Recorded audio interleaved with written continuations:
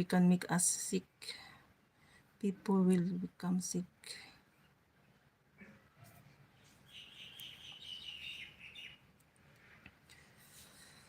Nakakasakit ang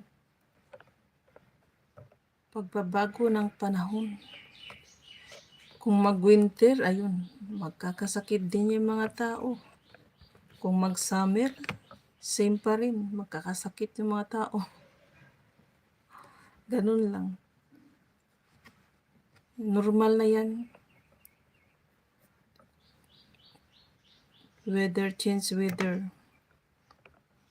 Can cause sickness.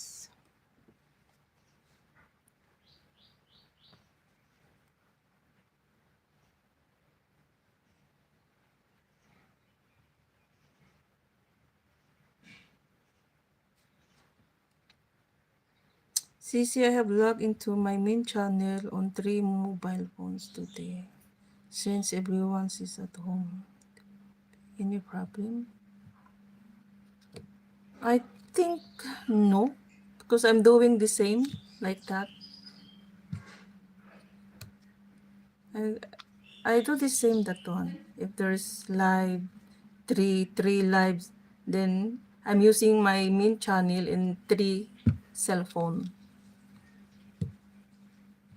Yeah, I'm doing the same. So far, yani, for how many years I'm doing like this? 3 years.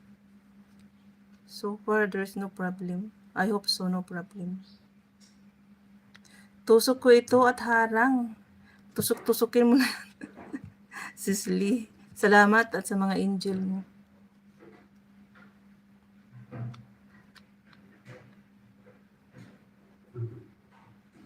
Ha?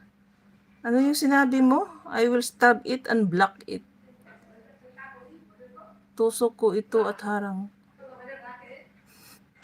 Kakaiba pala yung English niya. I will stab ko. Katakot naman yung nabasa ko. I will stab. Yun pala yung tusok. Kaluka. Tusok.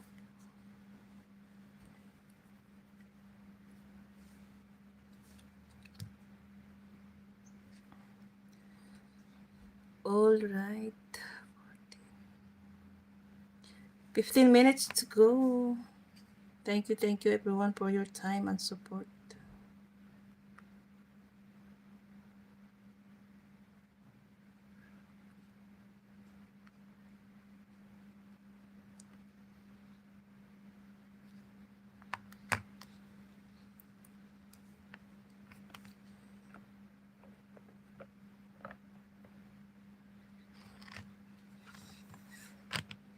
Okay, you will not do live. Season 3. Sir D is. You can sit up now if you want.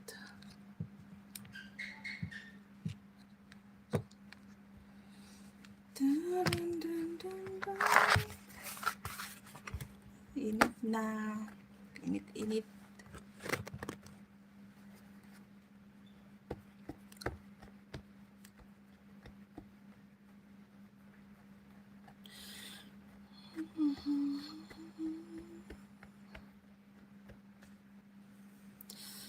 So, ayun na.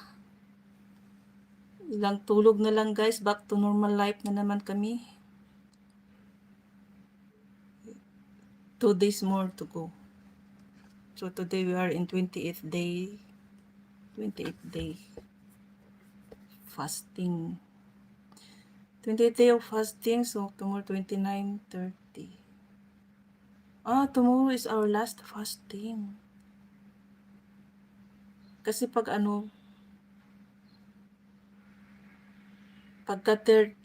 sa umaga na yan, yun hindi na kami mag-fasting yan. Handaan na yan. Handaan na naman. Bakbakan na naman sa kusina. Pagka 30 ng umaga, maaga na namang magising yan. Alas 4 pa lang ng umaga, magising na ako yan. Para magprepara. Kasi breakfast yung handaan namin yan.